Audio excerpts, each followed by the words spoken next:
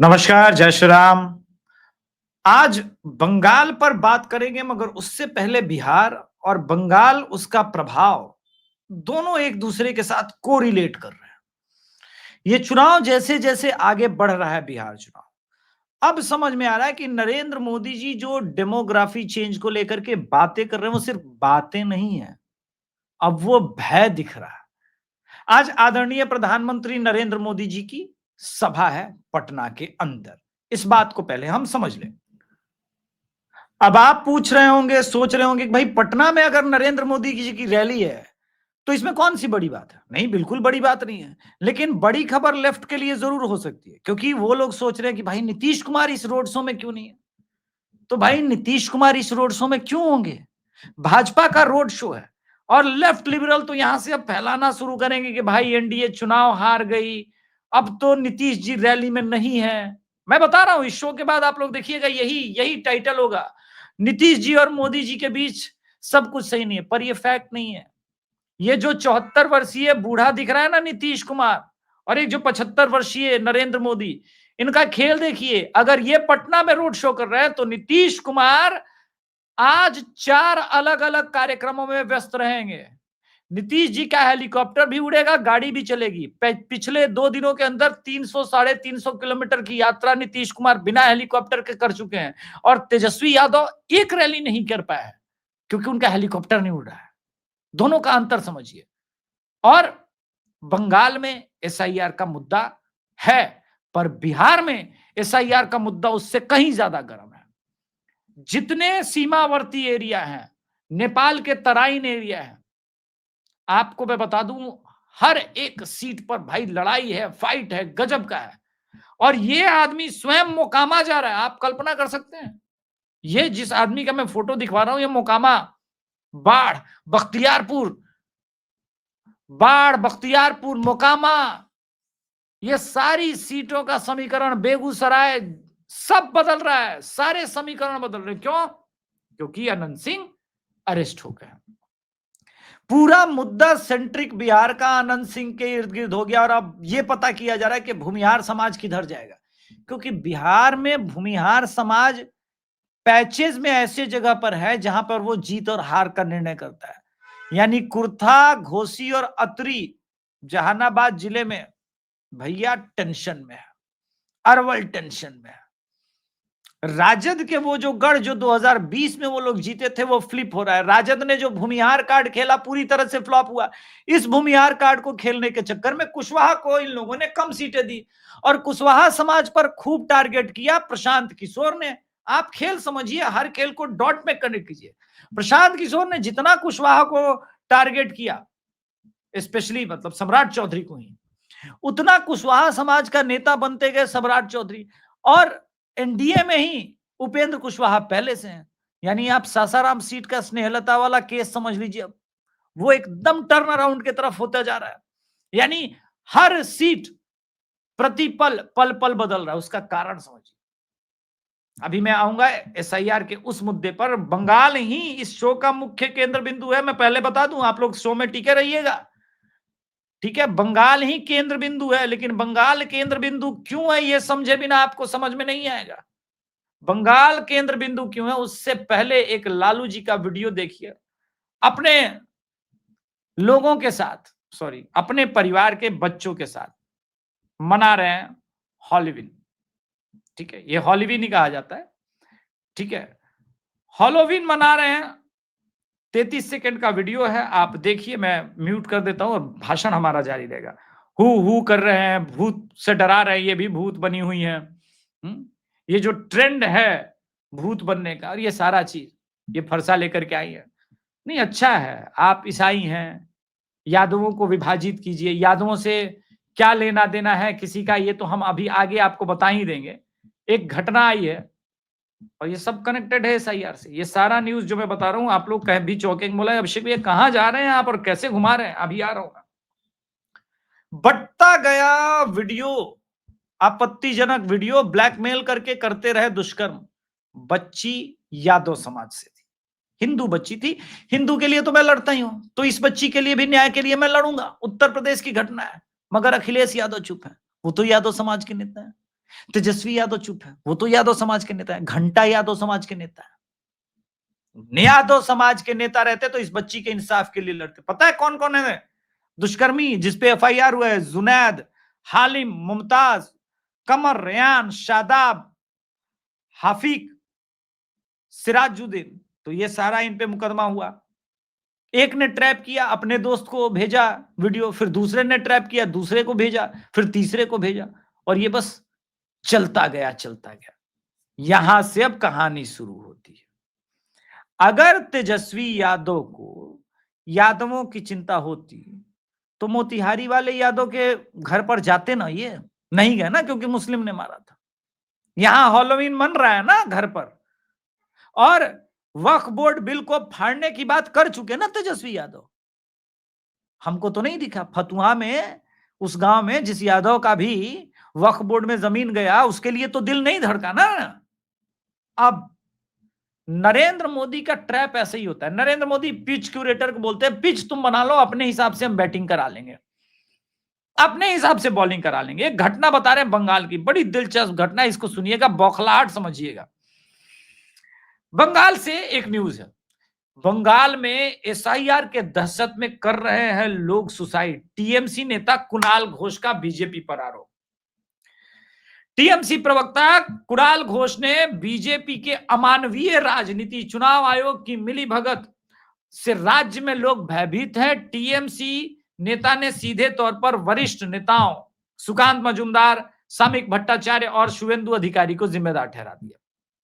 Very good, आप ही की बात चलेगी सर, आप ही की बात चलेगी। आप लोग बड़े नेता है ना सर, आप लोग सर कमाल हैं। अब एक शुभेंदु अधिकारी का भी दोस्तों ट्वीट दिखाता हूं, बहुत जरूरी ट्वीट है, और जिसके बारे में जो कहा गया वो समझिए। I am compelled to bring your urgent attention, CEO West Bengal election commission, electoral का चीफ इलेक्टोरल कमीशन को ये ट्वीट कर रहे हैं। A brazen of intimidation of reek of despotic playbook TMC has perfect over years. The air it thick with threats. ये गिरिधर बर्मन को लेकर के, जो कि टीएमसी के लीडर है, कूच बिहार के चेयरमैन, ठीक है, वो बीएलओ को डरा रहे हैं और कह रहे हैं has publicly declared war on the very BLO task with upholding, ठीक है, on sanctity of our electoral polls. BLO को डराया जा रहा है, धमकाया जा रहा है। Every BLO who is election commission agent should come and complete voter list of the year 2000, otherwise will tie them up. भाई कैसे? एक घटना बताते हैं बंगाल में। बंगाल में 2002 में जितने मुस्लिम वोटर थे उसका 45% और 65% इंक्रीमेंट है पिछले 20 सालों में। कोई तुक ही नहीं बनता। तो 2000 के पहले का सिनारियो ढूंढा जा रहा है और एक एक लोग को बाहर करने की प्रक्रिया है। पहले यह आंकड़ा 1 करोड़ तक पहुंच रहा था, अब यह आंकड़ा 1.5 करोड़ तक पहुंच रहा है। यानी तूफान तो मचना है अगर बिहार बीजेपी और एनडीए जीत गई। अगर मैं क्यों कह रहा हूं, क्योंकि चुनाव में अभी भी 6 दिन है, कुछ भी हो सकता है। तो एनडीए और बीजेपी की सरकार यहां पर बन गई तो अगला कदम बंगाल को जीतने का है, और बंगाल को जीतने का रास्ता एसआईआर से तो जाता जाता है, मगर जो नरेंद्र मोदी जी की नीति है कि पहले डिटेक्ट करो, ठीक है, कौन है जो घुसपैठिया है, इलीगल इमिग्रेंट है, और उसके बाद डिपोर्ट करो। तो ये जो डिटेक्ट और डिपोर्ट वाला है, ये स्थिति गंभीर हुई पहले बिहार में। आपने देखा नेपाल के तराइन इलाकों में जो माहौल बदला, उसने पूरा ओपिनियन पोल, एग्जिट पोल बदल दिया है लोगों के लिए। एग्जिट पोल तो अभी कहना ठीक नहीं है, ओपिनियन पोल बदल दिया है। लोगों का ओपिनियन इतना प्रचंड लहर, मैं बता रहा हूं लहर कैसे बदलता है। आनंद मिश्रा का थोड़ी देर पहले ट्वीट आया है। आनंद मिश्रा बिहार में इस वक्त बक्सर विधानसभा सीट से लड़ रहे हैं, आईपीएस है। ये आदमी अगर जीतता है, ड्राई ऑनेस्ट आदमी है, आईपीएस है, भाजपा की नीतियों का समर्थक है, एसआईआर का समर्थक है, ये तो आप लोग जानते हैं। अब आप पवन सिंह के आने के बाद क्या बदला है ये देखिए, ये जो हुजूम और ये भीड़ देख रहे हैं ना, सिर्फ पवन सिंह के कारण कैसे बदल जाएगा। वहां पे पिछली बार सुधाकर सिंह के वोटर्स ने खूब वोट कर दिया, मुन्ना तिवारी जिंदाबाद, मुन्ना तिवारी जिंदाबाद। अब ये भीड़ खेल बदल रही है। आनंद मिश्रा और पवन सिंह ये फ्रेम में भाई, बीजेपी डेस्परेट है बिहार जीतने को लेकर। अगर बीजेपी बिहार जीती तो बंगाल भी जीतने के समीकरण बदलेंगे। लेकिन अगर बीजेपी और एनडीए की सरकार 19-20 हो गई बिहार में तो बंगाल भूल जाइए। इसमें हर हिंदू का दायित्व है। अगर आप अपने राष्ट्र को सुरक्षित रखना चाहते हैं, देश को सुरक्षित रखना, अगर आप चाहते हैं कि भाई घर से जो लोग तजिया निकाल रहे हैं, हेलोवीन मना रहे हैं, वो कृष्ण जन्माष्टमी में भी सच का पूजा करते हुए फोटो डाले, जिसकी बात तेज प्रताप यादव लगातार कर रहे हैं, तो आपको भी बदलना होगा, अपने लोगों को भी बदलाव में लाना होगा। ये कुछ ऐसी बातें हैं जिसको लोग समझ नहीं रहे।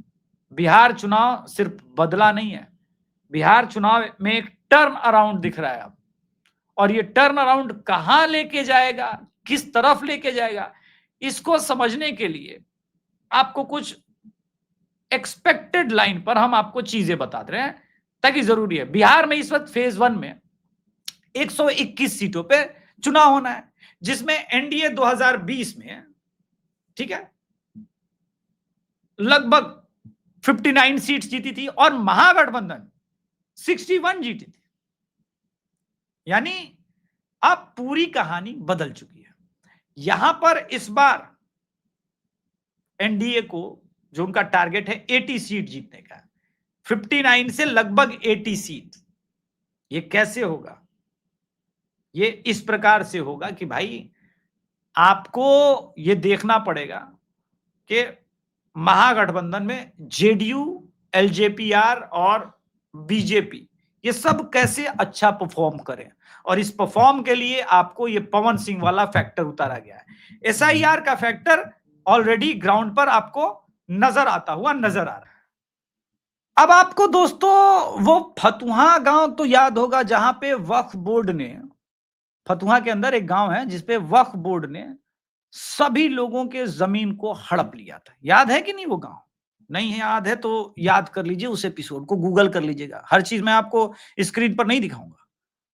अब आप समझिए कि फतुहा में भी कहानी वही है। एक तरफ तेजस्वी यादव कह रहे हैं हम वक्फ बिल को फाड़ के फेंक देंगे अमेंडमेंट को, दूसरे तरफ उसमें यादव समाज के भी लोग हैं, जमीनें जा रही हैं। तो ये जो नैरेटिव है, ये जो लामबंदी है, वो अब यादव माइनस अदर ओबीसी जाएगा या नहीं जाएगा वो और बात है। हालांकि ये होगा ही, लेकिन आप कल्पना कीजिए कि दुलार चंद यादव जी की हत्या के बाद समीकरण पूरा बिहार का बदल गया। ऐसे में मेरा मानना है कि इस समय हर हिंदू जाति को अपने आपस के मतभेद भुलाने होंगे, और वो मतभेद भुला करके जीत के लिए आपको समीकरण का रास्ता बनाना होगा। और एक ही समीकरण है, जीत का एक ही समीकरण है। अगर आप हिंदुत्व राष्ट्रवाद के नाम पर नीतीश जी को जिताना चाहते हैं तो आपको वोट करना होगा, और कोई समीकरण नहीं है। अपने भाई बहन सबकी छुट्टियां कैंसिल करवाइए, 2000, 5000, 10,000 रुपए जो भी खर्च लग रहा है, जहां भी बाहर में बैठा उसको बुलाइए, क्योंकि जो बड़े समीकरण है वो उसमें से, उससे बड़ा क्या है? वक्फ बोर्ड का तो पर्ची फाड़ने का बात किया, लेकिन जो बोला कि भाई जो लोग अपना भूमि बटैया पे दिए हैं, चाहे वो 1 बीघे का ही मालिक हो, उसकी जमीन वो सरकार लेकर के वो बांट देगा गरीबों में। तो गरीब में तो मुसलमान ही आते हैं, बाकी तो आप लोग जानते ही हैं, हिंदुओं को तो आज तक कुछ मिला नहीं है, बांट देंगे। तो फिर कैसे होगा? आधा बिहार का युवा आर्मी की तैयारी करता है, बिहार रेजिमेंट के लोग जो 6 महीना सरहद पे बिताते हैं, साल भर सरहद पर रहते हैं, 2-2 साल सरहद पर रहते हैं, वो लोग अपनी भूमि को बटैया पर नहीं देंगे तो कहां देंगे? और हर जाति की भूमि जाएगी, कुर्मी की जाएगी, कुशवाहा की जाएगी, यादव की जाएगी, ऐसा थोड़ी ना है। फिर इस पागलपन का क्या जवाब है? इस पागलपन का जवाब है नीतीश कुमार के अगेंस्ट वोट करना, और कोई जवाब हो ही नहीं सकता ना। इसलिए बिहार जीतिएगा तो बंगाल का रास्ता निकलेगा। अब आप लोग सोचेंगे कि भाई इतना कुछ अभिषेक जी ने बोला, लेकिन ये क्यों एसआईआर पर कर रहे हैं? क्योंकि नैरेटिव की लड़ाई जीतनी है। एसआईआर के ही नाम से बिहार चुनाव हो रहा है। बिहार चुनाव में 19-20 हो गया तो विपक्ष और खुद मोदी का कॉन्फिडेंस सेटल्ड हो जाएगा। बोला ना, एसआईआर के नाम पे इतना किया, बिहारियों ने एसआईआर के नाम पे वोट ही नहीं किया। अब वोट नहीं करेंगे बिहारी। एसआईआर में बांग्लादेशी को भगाना है, पाकिस्तानी को भगाना है, इस मुद्दे को अगर वो वोट नहीं करेंगे, उनके लिए मुद्दा नहीं बनेगा, तो बंगाल में भी मुद्दा नहीं बन सकता। फिर तो बंगाल में तो वो लोग जानते हैं कि कितना ज्यादा पश्चिमी पाकिस्तानी, पूर्वी पाकिस्तानी दोनों भर गए हैं। फिर कैसे आप अपने देश को बचाइएगा? और आपका देश नहीं बचेगा तो आपकी पत्नी, आपकी बच्चे, आपकी बच्चियां कहां सुरक्षित रहेंगी? नोआखली में भी सुरक्षित नहीं थे, रावलपिंडी में हुए नहीं, बप्पा रावल के नाम पे था। सब 25 साल के अंदर जैसे वहां तहस नहस हो गया, आपके पास 25 साल टाइम नहीं है, 15 साल टाइम है, मैं लिख के देता हूं। इस बार अगर बिहार गया तो बिहार बंगाल 2.0 हो जाएगा, और फिर कुछ नहीं बचेगा। कोई योगी, कोई मोदी कुछ नहीं कर पाएगा, क्योंकि जिनकी सरकार आ रही है वो डेमोग्राफी बदल रहे हैं, और सिर्फ मुस्लिम के संदर्भ में नहीं, ये जो हैलोवीन में बनाने वाले हैं ना रील, उनके भी संदर्भ में। इसलिए लड़ाई अपने हाथ में लीजिए। अब ये आपके बाल बच्चों की सुरक्षा के लिए, आपकी पत्नी की सुरक्षा के लिए, आपके धर्म की सुरक्षा के लिए, आपके राष्ट्र की सुरक्षा के लिए, आपकी संस्कृति की सुरक्षा की लड़ाई हो गई अब। और इस लड़ाई में आप किसके साथ खड़े हैं, ये तो आपको तय करना है ना, ये आपको तय करना है महाराज। ये बात ध्यान रखिएगा। आज के संस्करण में दोस्तों इतना ही। उम्मीद है आपको ये वीडियो पसंद आएगा। कृपया चैनल को सब्सक्राइब कीजिएगा, वीडियो को लाइक कीजिएगा। धन्यवाद। जय श्री राम।